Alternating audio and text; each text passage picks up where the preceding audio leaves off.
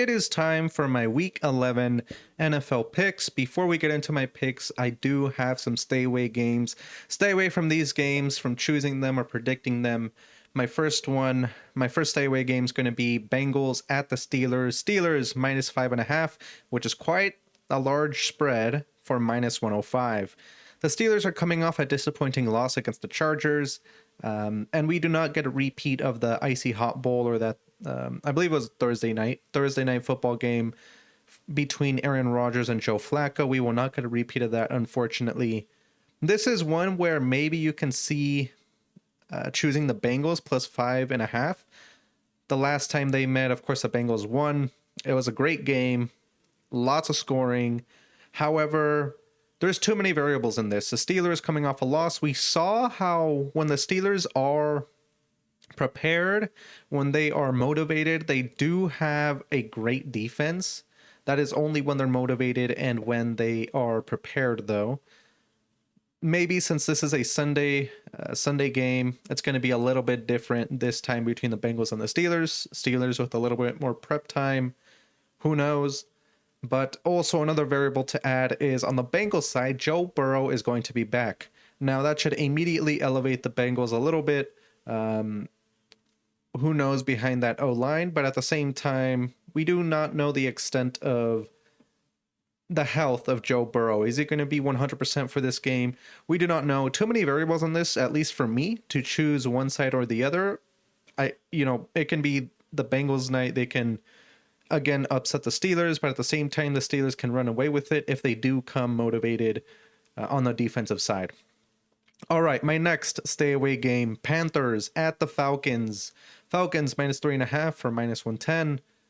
This one's tricky to choose because both of these teams can win against anybody, but can also lose against everybody as well. The Panthers beat the Falcons 30-0 last time, which is crazy, and the Falcons are favored in this game. And they also beat Green Bay. So the Panthers do have some great wins, of course, with that running game as well.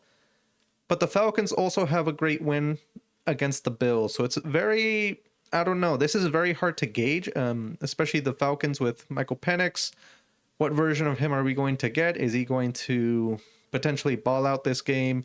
Who knows? And is the Falcons defense going to hold up against the against the running game of the Panthers? It is yet to be determined, but it's hard to tell, at least for me, on this game of choosing one over the other. So this is, for me, a stay away game. Now, getting into my actual picks for Week 11. The first game, Bears +3 at the Vikings for minus 108.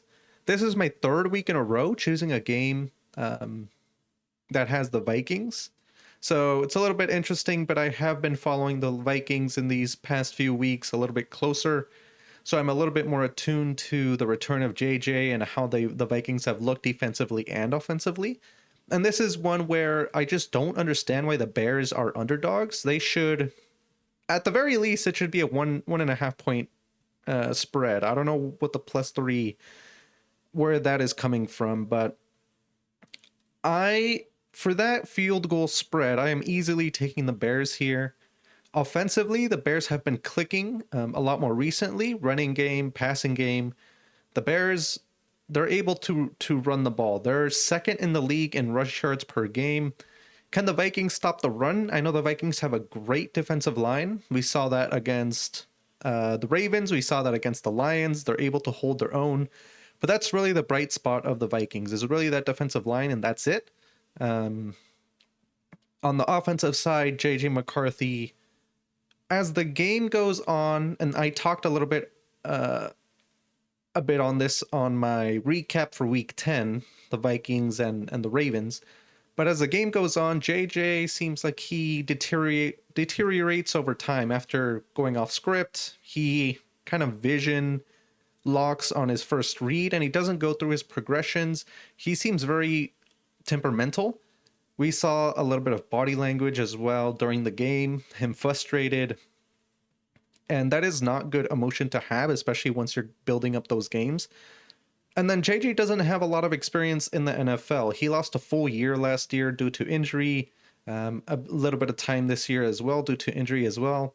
So all that time that Caleb has been under the Bears system, I know last year was a little bit different because of the different head coach. Things weren't going well in Chicago. But this year with Ben Johnson, we saw kind of every week, there's been up and down. It hasn't been linear progression upwards. But we have seen Caleb Williams improve quite a lot through these weeks. And that's mainly due to Ben Johnson, new head coach, really establishing the foundation on the Bears side. So when it comes down to it, the way you win games is putting up points. The Bears, I am a lot more comfortable in picking the Bears offense than I am on the Vikings offense. I just don't trust JJ McCarthy at this moment to have a complete full game, just a consistent full game versus Caleb Williams. He has talent. He doesn't turn over the ball, and he doesn't take sacks much anymore as well either. We'll see how that plans out with the Vikings, but for this one, I'm going with a better offense. Bears +3. My next pick, the Cowboys -3.5 at the Raiders for -115 odds. I like this one mainly because Dallas is off a bye. Mainly teams that have been coming off a bye, except the Lions, cough cough, have had a great game coming off the bye. And this is also a Monday night football game, so they get a little bit more prep time against the Raiders as well. Dallas has also bolstered their defense at the trade deadline. They got a linebacker, a defensive tackle as well. So on the Dallas side, they're really trying to establish their identity on the defensive side of the ball.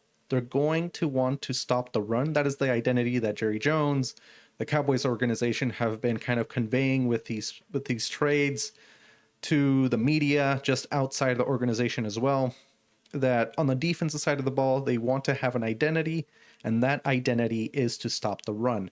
So that is one thing that I did like coming out of these trades. I know there's opinions on, they shouldn't have given up picks for these guys. This year they're not going to make the playoffs, which I agree with.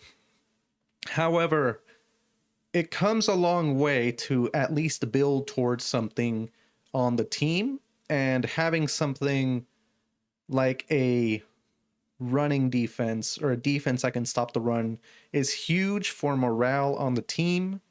Who knows how it will pan out against the Raiders? Can Genty have his game, maybe a breakout game against the Cowboys that have a great defense so far through the season? But I do have confidence in just that additional prep time, getting these guys that they got at the trade deadline more accustomed to the Cowboys' ways of just going about practice, going about preparedness, preparing for the games, and all those little details that go into a game. So I have more confidence in the Dallas defense coming into this game. The Raiders obviously have not had a great offense regardless. But Genty is the one question mark on my mind for this game is, can he have that breakout game against the Cowboys? If he does, that'd be huge for the Raiders and for Genty as well in terms of morale. But we will see as well. Geno Smith also has the second most interceptions this season at 12 interceptions. So potentially some turnovers in this game that can go the Cowboys' way. The Raiders have a average defense on both passing and running, and we see what the Dallas offense can do against average defenses, even great defenses like the Packers. So this one, I do have confidence that the Cowboys are able to cover that 3.5 spread against the Raiders. All right, my last pick, and this is one of the most anticipated games of potentially the season at this point, and this is the Seahawks. I have them +3 at the Rams for -115. The Rams are favored in this one by 3 points. But 3 points, a touchdown, I'm going to take this every day of the week for the Seahawks. The Seahawks, their defense is a little bit underrated, I would say, coming into this game. Of course, we know how great the Seahawks defense is, but I'm just saying game-wise and spread-wise, it's a little bit underrated against the Rams. I know you have Stafford, MVP candidate on the Rams side, but at the same time, he's a pocket passer. If you pressure him, we can potentially see some things go the Seahawks' way. Do I think they'll stop Stafford? That's a big ask. I do not think so, but I think the pressure, potentially some sacks here, can, in those critical moments, can really decide the game between the Seahawks and the Rams. And the Seahawks do have the capability to do that on the defensive side of the ball. They are tied for second in the league for sacks and also tied for second in hurry. So they are able to pressure the quarterback. Their pass rush is really good.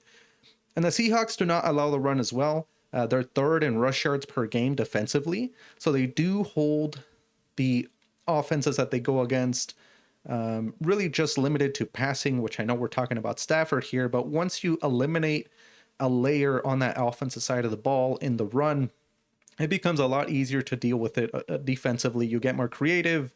What you're able to do, maybe some more blitzes that you're able to pressure Stafford with.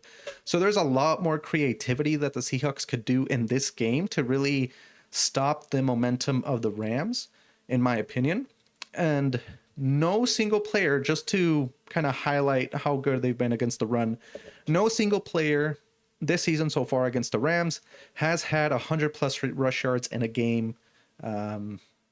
So that's what I'm saying about the Seahawks. I know the Rams, they have their own great running back on their side as well. They have a great O-line. So it's going to be a very physical game, I think, at the line of scrimmage. And this should be a very enjoyable game to watch anyway. It's going to be an NFC Championship preview and field goal spread in this one. With these two elite teams, it could go either way. The Rams are favored, but I'm taking the Seahawks and that +3 spread, which I think can tilt the tide in my favor for this pick. So those were my 3 picks for this week. Bears +3 at the Vikings, Cowboys -3.5 at the Raiders, and the Seahawks +3 at the Rams. Let me know what you think about these picks, if you have others, or are you taking my stay away game picks, Bengals, Steelers, Panthers, Falcons? Let me know, and I will see you next week for the recap of NFL Week 11.